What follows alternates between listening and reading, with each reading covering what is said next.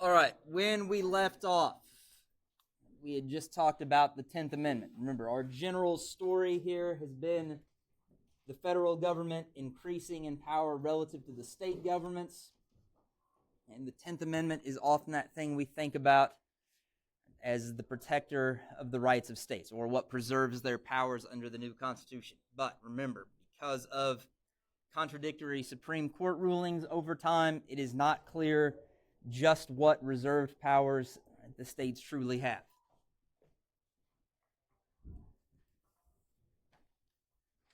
Next up in our story, and this continues the trend of increasing relative power for the federal government, we're going to talk about the implied and commerce powers.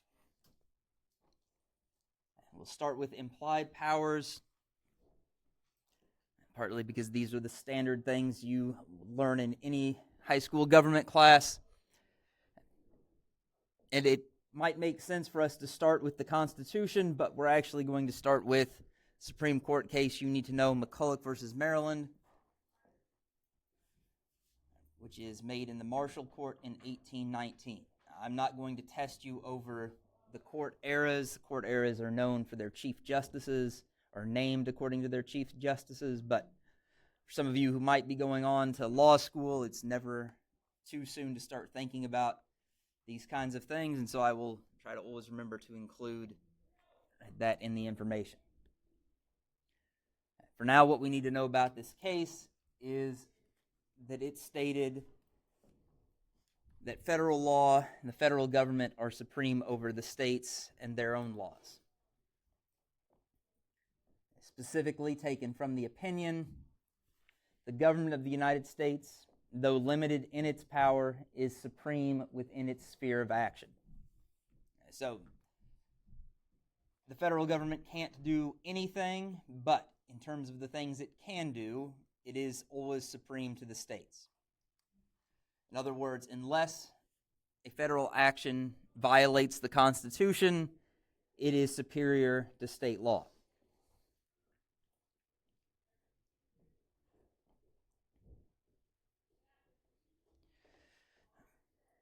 As I said, it might sound most logical to start with the Constitution, and there is a connection here. And this kind of reaffirms and clarifies the Supremacy Clause in Article 6, which states that federal law and the Constitution are supreme to state law.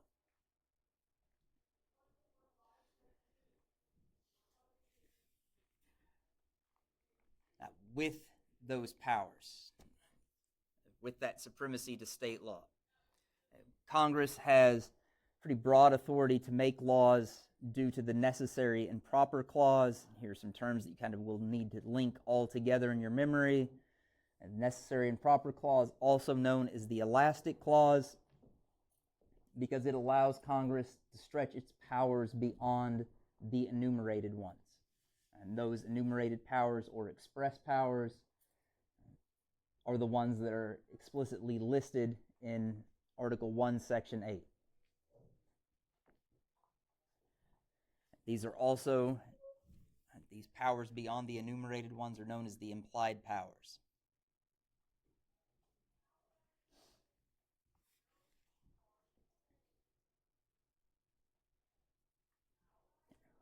And in the spirit of the advanced placement exam that many of you will be taking, we need to close the circle. These federal laws, which Congress has wide authority to make, take precedence over state laws.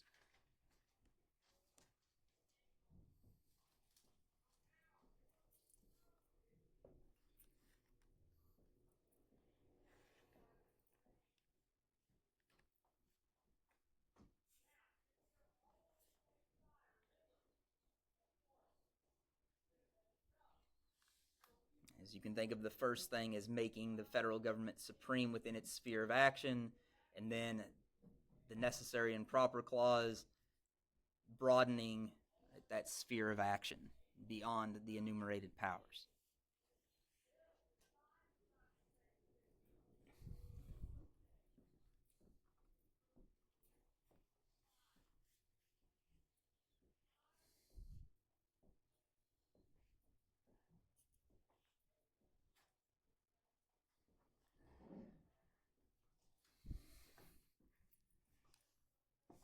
This is where most government classes would stop, probably because most people are nicer than I am.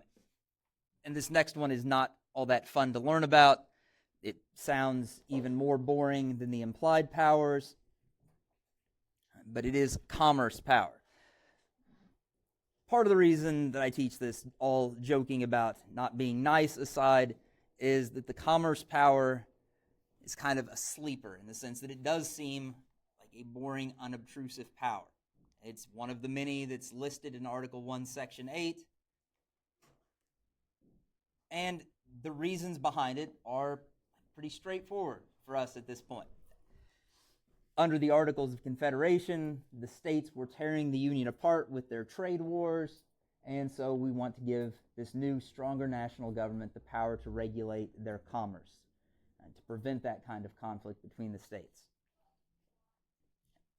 Where things start to become more interesting, although it won't seem like it at first, is there grows to be a debate over what commerce means. Is it just trade, the exchanging in goods of services, or is it any economic activity? We see the first step towards that broader definition in Gibbons versus Ogden, which is one of the Supreme Court cases you need to know about. It's still Marshall Court, 1824. Here, commerce means commercial activity, not just actual exchanges of goods or services.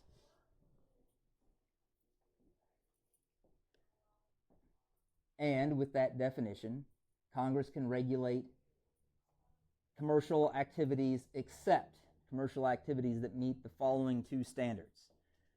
A commercial activity that takes place wholly within one state and which does not have an impact on other states.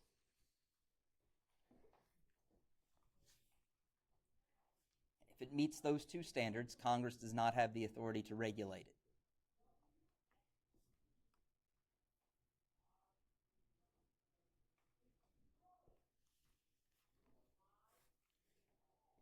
And that meaning is going to hold for quite a while, mostly unchanged. There will be a big change in 1942, which we can associate with World War II. The case itself really rises out of federal policy during the Great Depression. Here's where things get really interesting. There's a dude growing wheat on his own farm for his consumption and the consumption of only his animals. Fascinating.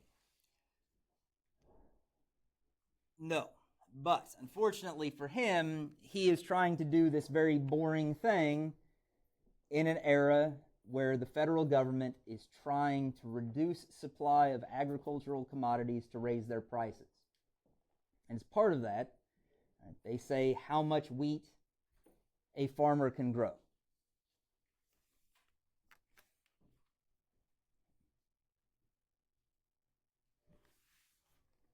And this farmer is growing wheat he's not supposed to be.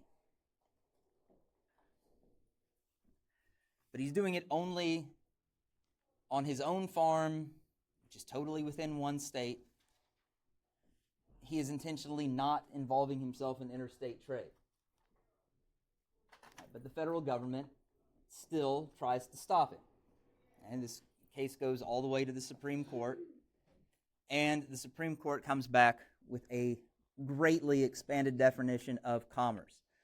Commerce is now any activity, even activity conducted only by individuals, that when taken together could have a cumulative effect on markets of any kind. In this case, the market for wheat. And the idea is that if lots of other farmers do what this guy is doing, even though they're not trying to sell the wheat to anybody, they are still reducing demand for wheat from farmers that do sell it, which means they are lowering the price for wheat. And that's not what the federal government wants. The federal government wants more expensive wheat.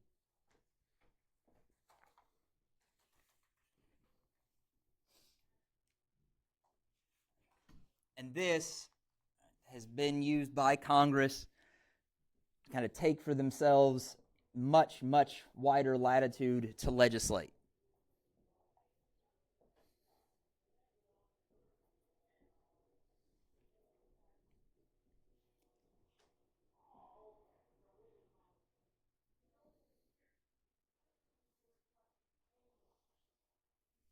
In practice, the Congress power may do more in terms of expanding Congress's legislative sphere than the implied powers.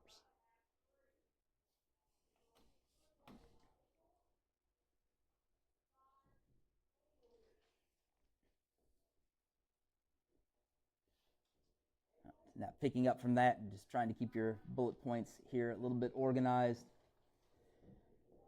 Some examples we see of this come during the Civil Rights era. For example, laws passed by Congress saying that hotels cannot discriminate against black travelers. All right, even if a hotel is not part of a chain, it's just a mom and pop hotel, it still serves interstate commerce because it serves interstate travelers. That doesn't even require that broader Wickert versus Filburn interpretation.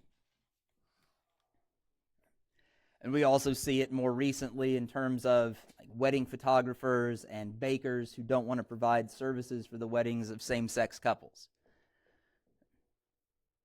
This is what Congress uses to legislate to require that businesses provide those services in a non-discriminatory fashion. Recently, the Supreme Court has been less favorable to the Commerce Clause.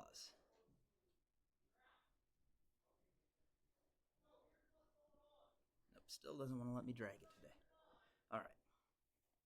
I do want to be clear in all this discussion that these would just be, so far, just kind of small chips against commerce power.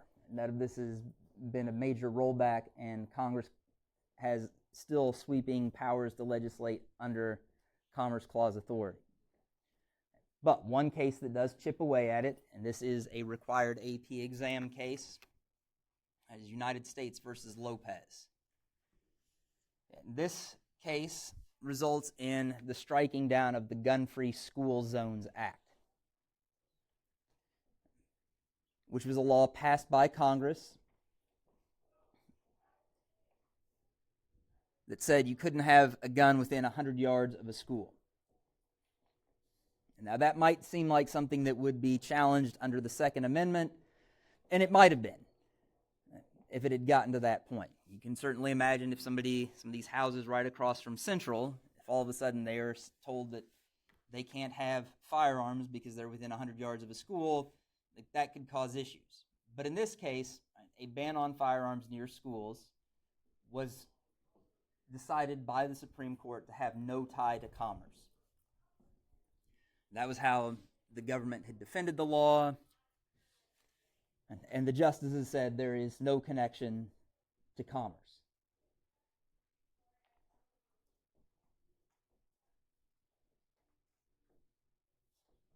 And so it did kind of identify a limit to how far Congress could stretch the connection to commerce. More recently, and less straightforward, is the case of the NFIB versus Sebelius, who was the Secretary of Health and Human Services during the Obama administration. And this is the case where the plaintiffs were seeking to have the Affordable Care Act thrown out. It is unconstitutional. They had two ways of going at this. The one that has the tie to Commerce Clause is the first part. There's a second part that we still need to know about because it helps us understand the state-federal power struggle a bit. So you may just, when you get to that part in your notes, you may want to note that this is not part of the Commerce Clause. I'll tell you when we're there. But first up, in the Affordable Care Act, known as Obamacare, there is a provision that people who did not buy health insurance would be charged a penalty. Either they would get back less money on their federal tax return if they got a refund, or they would have to pay more on top of anything that they owed to the federal government if not enough was withheld.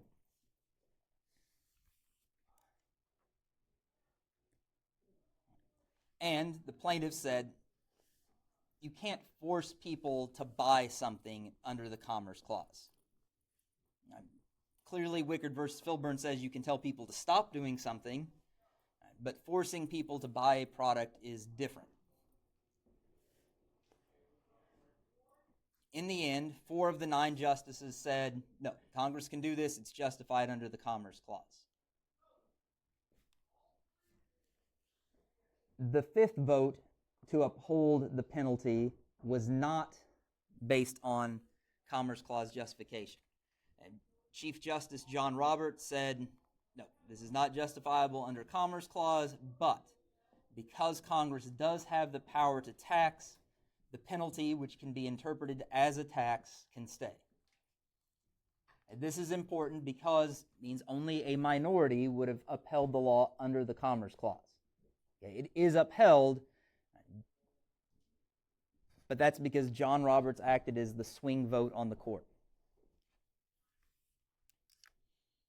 So the next time something similar comes up, we may get some clarification on, does the Commerce Clause extend to requiring people to buy a product? Because this sets kind of an unclear precedent. Okay, the second part, and this is the one that isn't about commerce, but it is very relevant to the state-federal power balance. One of the other provisions of Obamacare was an expansion of Medicaid. Medicaid is a federal health insurance program for people with low incomes. It is administered and funded in a partnership between the states and the federal government. States had to sign up for it. They agreed to participate in this program for their residents, and they knew that they would have to provide some of the money for health care, and the federal government would provide the rest. In the Affordable Care Act, this provision says if states do not expand Medicaid, and the expansion was to capture more people who were above the poverty line set under the original Medicaid laws. It was going to be expanded to like 133% of that poverty line. If states did not expand Medicaid in line with that, they would lose all of their Medicaid funding.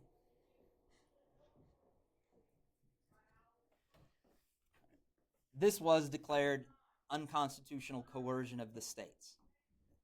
In his opinion, Roberts referred to it as a gun to the head of the states. Yes, states had voluntarily entered into Medicaid in the first place, but to force them to decide between the expense of expanding it or losing all funding, that was unconstitutional coercion.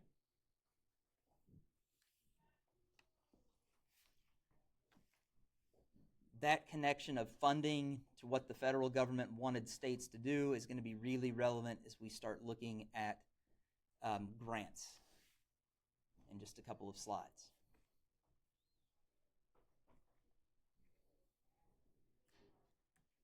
But before we get to grants, the 11th Amendment. This is an amendment that is easy to forget about, but it does provide some protection to states. As we get into this in the first place, it's going to sound like it's not very limited protection at all. It's going to sound like quite a good deal for the states. What the 11th Amendment says is if the state or a state officer acting in their official capacity is sued as a defendant in a case, or if somebody wants to sue the state or the state officer as a defendant in a case, the state has to consent to allowing itself to be sued.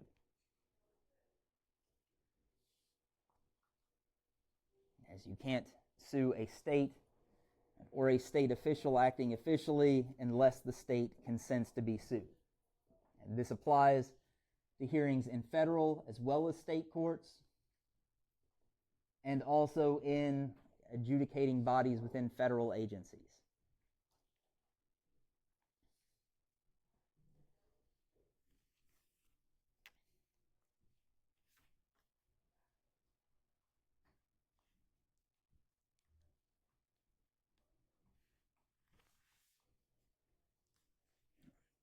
So imagine that Jordan has this power to only be sued if she consents to be sued.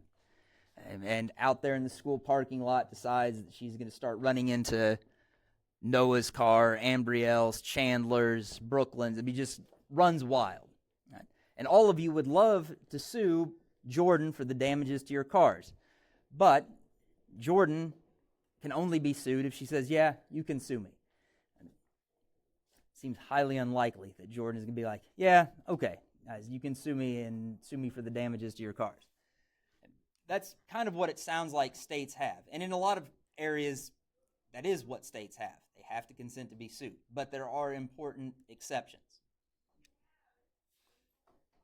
If somebody wants to bring a suit claiming that a state government or a state official has violated their basic constitutional rights, like the First 10th Amendment kind of rights, or rights brought under 14th Amendment cases. And remember, the 14th Amendment is the Equal Protection and Due Process Amendment, and that starts to kind of push the Bill of Rights protections down onto the state level. We have to remember to be careful with that, because the Bill of Rights initially was only a protection of rights from the federal government.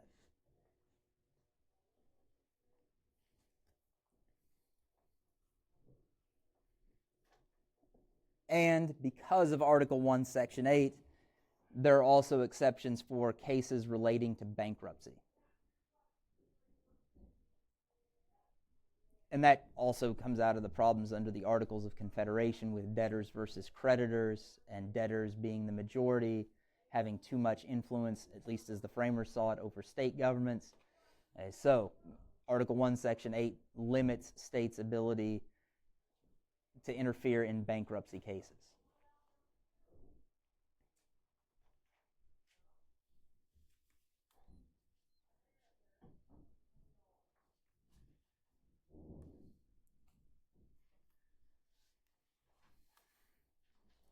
What we're going to be talking about next, and this is where we'll get into grants. I would go ahead and list these topics out, but we're also going to talk about them individually. What we're going to see, especially in the first three, is kind of an evolving eras of federalism. And then the fourth thing, don't be confused by devolution. That doesn't mean we're going backwards or deteriorating. That just means devolving power from the federal to the state governments. Bless you.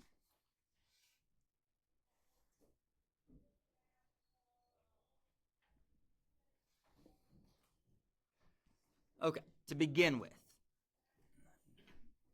dual federalism. As I said, a lot of this is going to follow a chronology. Early on, we had what is referred to as dual federalism, which, in your notes, you may want to refer to, if this imagery is helpful, the layer cake model of federalism, where there are the different levels that govern different things. And the levels are distinct. For example, the federal government governs foreign policy, declaring war, making treaties, and also it has the power to create, and the sole power to create, a national currency.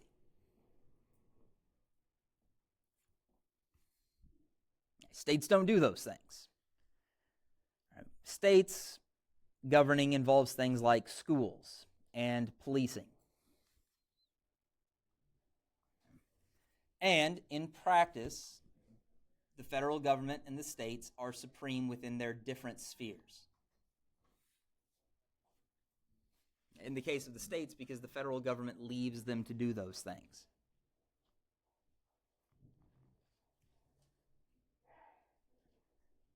The U.S. was never perfectly a layer cake of dual federalism. For example, the federal government was always involved to some extent in education, even going back before the Constitution itself, although this would certainly continue under the Constitution. And this has to do with land grants.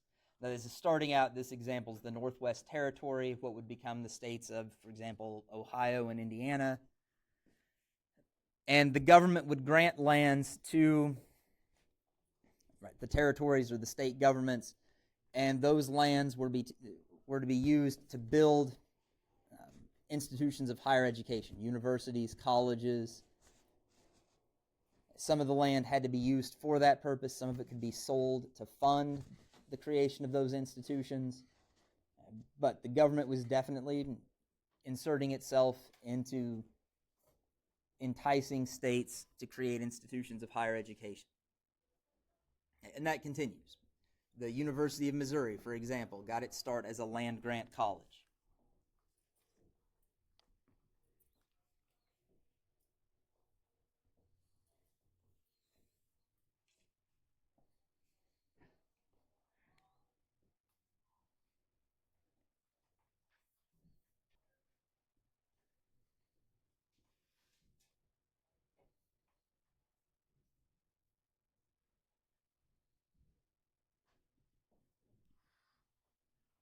Later, there's a shift to cooperative federalism, which is referred to as the marble cake model of federalism, where there are not distinct layers and everything is kind of mixed together. And in this form of federalism, and this is mostly the result of the federal government becoming more active. As the federal government does more things, it and the state governments come to share similar powers and also spheres of policy. Both are involved in the building and maintenance of roads. Both are involved in the provision of education. And both are involved in policing.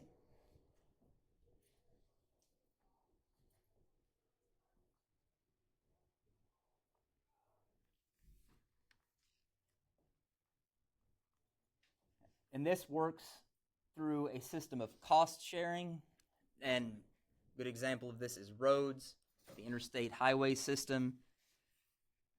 State and federal governments share the costs. Federal guidelines kind of govern the cooperation. Schools will fit for this. I've asked previous classes, you guys are still old enough that you have some memory of your school lunches perhaps changing after Michelle Obama thought they should be healthier.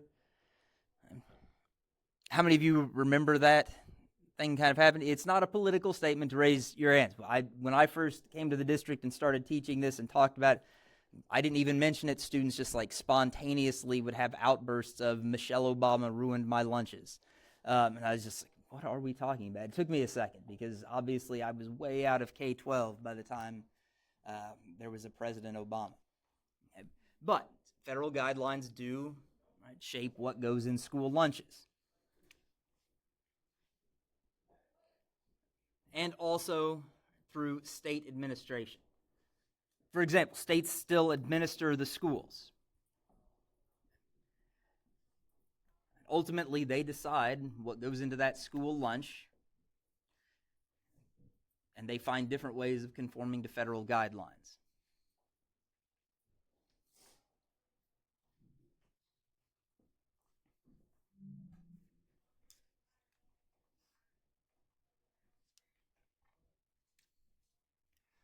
As we move to the next kind of federalism, I don't want you to imagine in this case that it's a wholesale replacement. But there's a shift in how the federal and state governments interact in this more cooperative model. And that is fiscal federalism. And it's called fiscal federalism because it's centered on tax and spending policies. That's what fiscal means. Taxes and spending.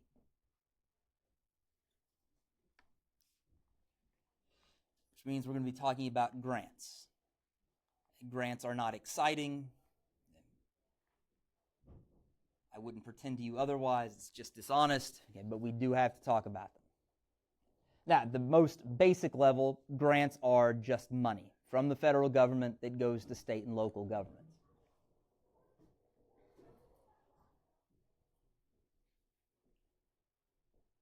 Which, of course, is helpful to state and local governments, but it is also used as leverage by the federal government to get state governments to do what the feds want. Depending on your perspective, this is leverage to influence state policy. If you are more to the political right, which at least for now is the area of the American political spectrum associated with states' rights, it's typically not seen as benign influence, but cajoling or strong-arming states into doing what the federal government wants. Because if you want the money, you have to accept the federal authority that goes with it.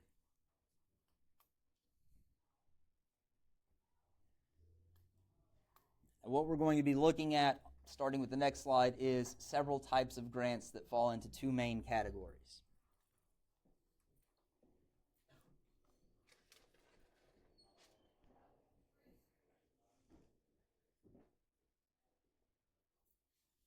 First up, categorical grants. And this is what it sounds like, money for different categories of things. Now, I know some of you can't really see the details on that graph, but just a couple of examples that you might want to jot down would be education and transportation. You can also talk about health. I mean, a lot of that would be the Medicaid money that goes to states. So education, transportation, and health. What you can definitely tell from this graph, even if you can't read what's on it, is this has been a rapid area of federal spending, a rapidly growing area of federal spending. With the exception of this brief downturn here, followed by a sharp spike above the previous high, we have what starts out in 1955 as essentially zero, reaching $650 billion a year in 2015.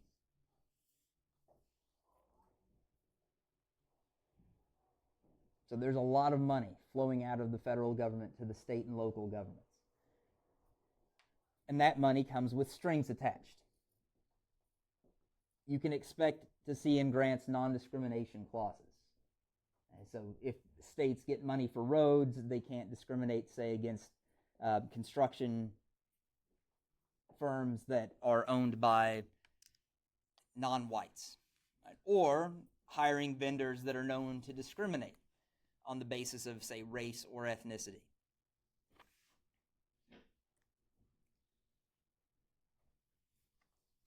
There will likely also be environmental strings attached. Maybe you have to, as a state, do an environmental impact study before you can use that money for a construction project. Or you have to build in certain ways that are thought to be more environmentally friendly. And maybe there are some materials you can't use. In terms of enforcing these, and they're underlined, you should treat these as key terms. And you need to be careful with them because the two terms we're going to meet sound a lot alike, at least by their names. Okay, so first we have crossover sanctions, where the federal money that a state gets for one thing is conditional on the state changing its policy on something else. And the classic example of this, matter of fact, it's the classic example of government strings attached to grants in general, is highway money for a higher drinking age.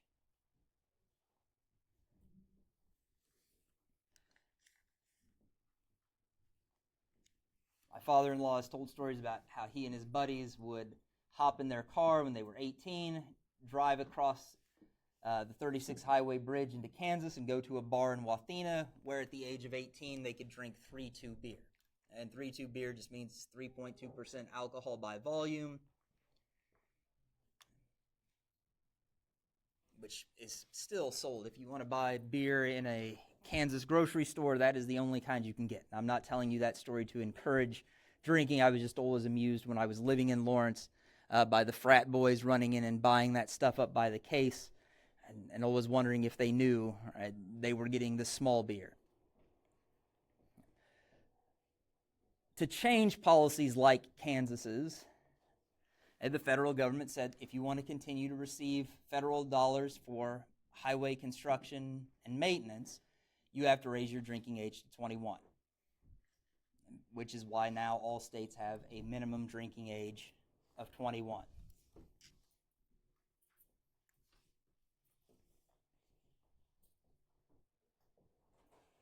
The second is cross-cutting requirements. Crossover, cross-cutting, just be careful. And this means that if you break federal laws or rules in one place, you can lose all of the funds for an entire thing. And I know that sounds weird, so let's just use a concrete example. And there are others similar to this that apply to universities. But Title VI of the Civil Rights Act, 1964, says that if a university discriminates in one of its programs, it can lose all of its federal funding. So if it has one sport in its athletic department that is discriminating against a particular group,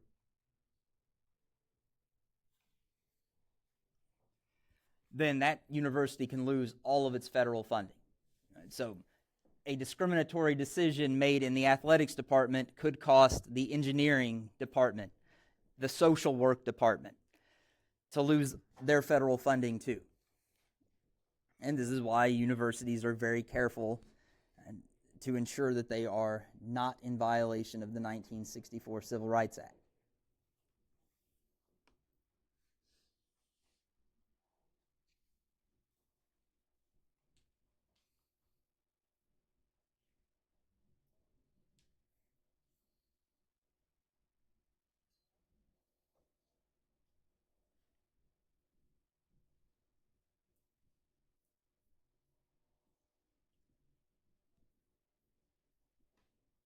Within categorical grants, there are two subtypes. I know this just gets more and more fun as we go. And the first are project grants. These are things that a person or an organization have to specifically apply for. The most known example of these would be National Science Foundation grants. For those of you that are headed off to university after high school and you get to be upper-level undergraduates, you may have a professor who applies for a research grant through the NSF. They may get money, and you may be able to get a job as a lab assistant or a research assistant as part of that grant funding.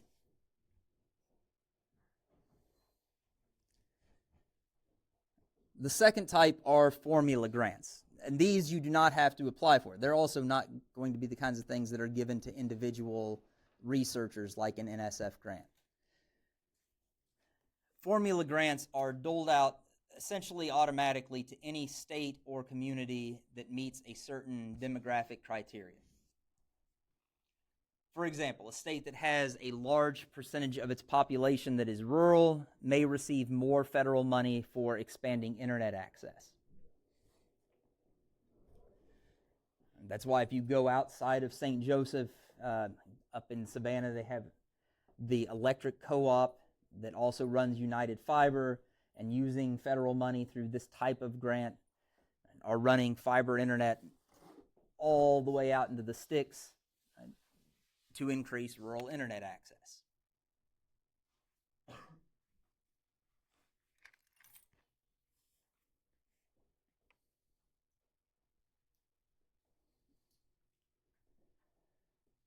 Now, our second major type, block grants. If anybody's heard about any type of grant, it's probably block grants. For one thing, these will, in local newspapers, make the news. And when that money comes, different groups within the community will try to lobby the city council to send some of the money their way. These are relatively new. They've been in use, I say relatively new, they've been around for about 60 years. And they arose as a response from the federal government to complaints about the paperwork that went into, say, getting a project grant, or maybe even satisfying the requirements to demonstrate demographic need. But also the red tape that went with specific categorical grants. Because you can use the money for some things, but not others. Block grants are blocks of money that are essentially automatically handed out to state and local governments.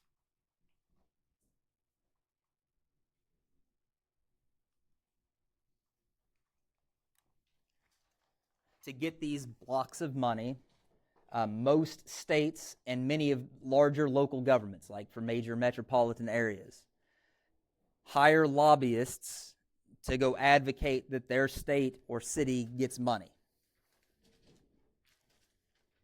Block grants are also beloved by members of Congress because they can talk about all the money they bring back to their state, if they're senators, or their district, if we're talking about representatives.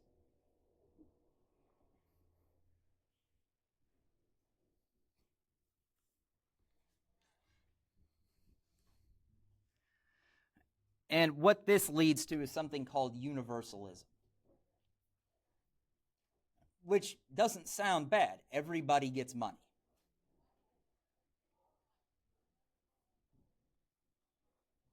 And it's kind of like Oprah handing out cars, right? Nobody should be upset when Oprah gives them a car.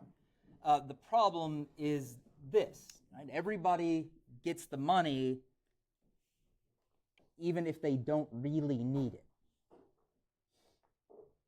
And one example of this is Title I spending for reading intervention in elementary schools.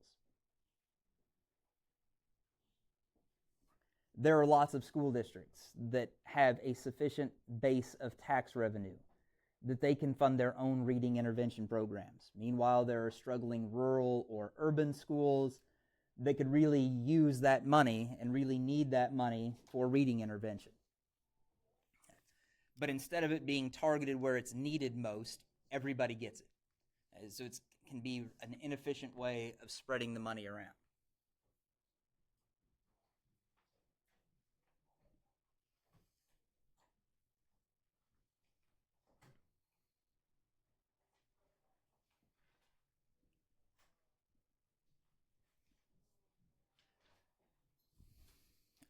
And then there's the problem of mandates. This will sound just like more strings attached to money, and it can be, but it can be other things too.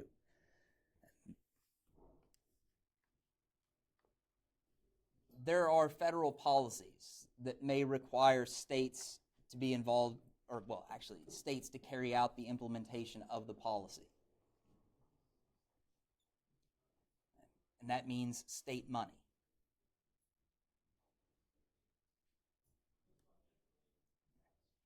Without the federal government providing any money to help. An example of this was the American Disabilities Act, which called for all kinds of modifications to allow buildings and places to be accessible to people with a variety of handicaps.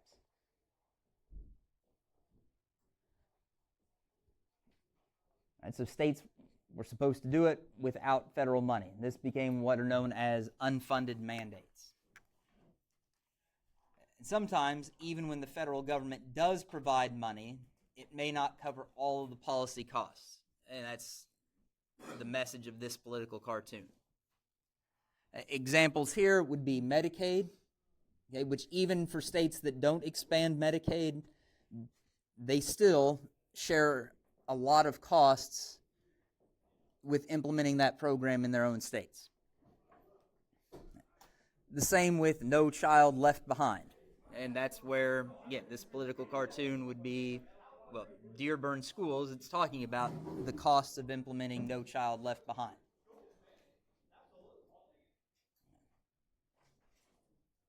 I do want to be clear, for those cases, the federal government does cover most of the costs, but even then, states spend money they would not have spent if the federal program didn't exist.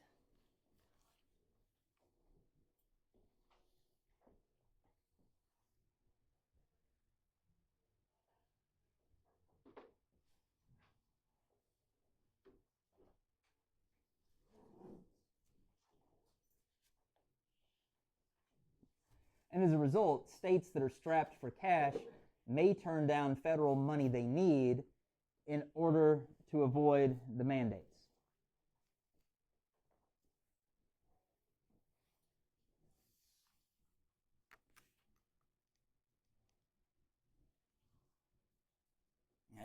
Imagine a friend invites you on a really nice vacation and they're going to pay for the hotel, right, and the food while you're staying there, but you have to buy your own plane ticket.